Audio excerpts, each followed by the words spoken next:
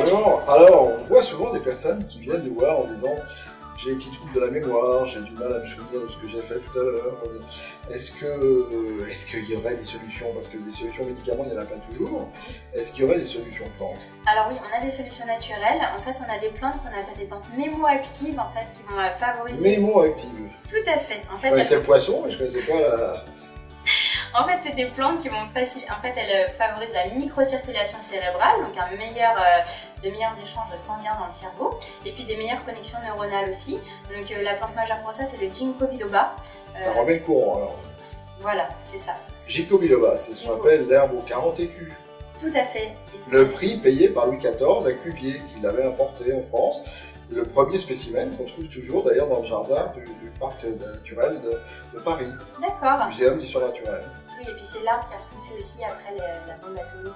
Voilà, et qui résiste aux avenues new-yorkaises malgré la pollution. Voilà, et bien donc c'est un très bon arbre pour votre mémoire. Vous pouvez synergiser cette plante avec l'éleutérocoque. L'éleutérocoque, c'est le fameux ginseng de Sibérie dont on avait parlé pour la résistance au stress. Et en fait, c'est une plante... On peut voir la vidéo sur le stress. Tout à fait. Et en fait, c'est une plante qui booste en fait les performances physiques, mais surtout cérébrales et cognitives, donc qui va bien aider dans le processus d'apprentissage. Et puis, vous avez une plante ayurvédique, donc plante indienne, ça y est. Voilà, à nouveau. Mais parce qu'elles sont très efficaces, c'est la Bacopa monnieri. La Bacopa, en sanskrit, on l'appelle le Brahmi. Et Brahmi, en fait, pareil, c'est une plante très mémoactive.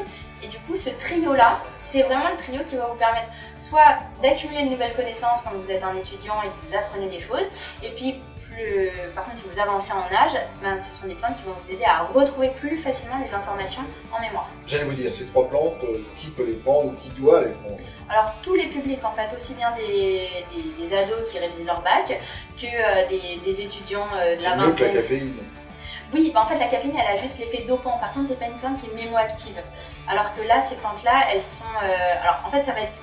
On pourra les combiner, mais l'éleutérocoque a quand même un effet dopant et en plus il est mémoactif. Les athlètes prenaient de l'éleutérocoque. Tout à fait. Oui. Tout à fait. Et après, donc, ça peut être aussi tous les personnes qui, à partir de la cinquantaine, ont ce qu'on appelle, veulent freiner ce qu'on appelle le déclin cognitif lié à l'âge. Et puis même, ça peut aider les personnes qui sont atteintes de la maladie d'Alzheimer, puisqu'aujourd'hui les traitements...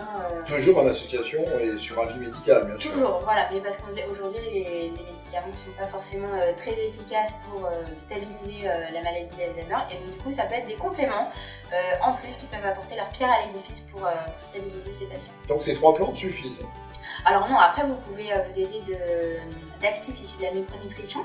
Vous avez la phosphatidylsérine qui est intéressante. En fait, la phosphatidylsérine, c'est un phospholipide, donc une matière grasse. Il faut savoir que dans notre cerveau... Le cerveau, c'est de la matière grasse. Tout à fait. Le cerveau, c'est de la matière grasse. Et donc, si on lui apporte les bonnes graisses, il va mieux fonctionner.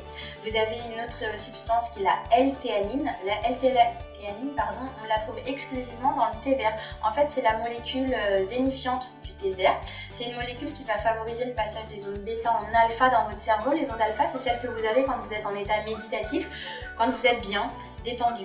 Or, on sait qu'en fait, le stress et trop d'ondes bêta, c'est nocif à l'accumulation de nouvelles données, au process de mémorisation en fait. Donc, la L-théanine viendra vous apaiser et faire en sorte que vous soyez plus disponible pour assimiler de nouvelles infos. On sera plus réceptif. Avec les ondes alpha, le cerveau va se reposer. Tout à fait. Se poser.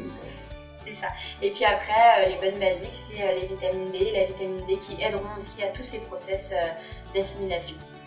Donc, si je perds un peu la mémoire ou si je vois des personnes qui perdent la mémoire, je peux leur conseiller des plantes, bien sûr sur avis médical, toujours, y compris dans des pathologies parfois lourdes, parce que je sais si les troubles cognitifs peuvent être ennuyeux, et les plantes ont souvent démontré une efficacité. Donc, tout à fait.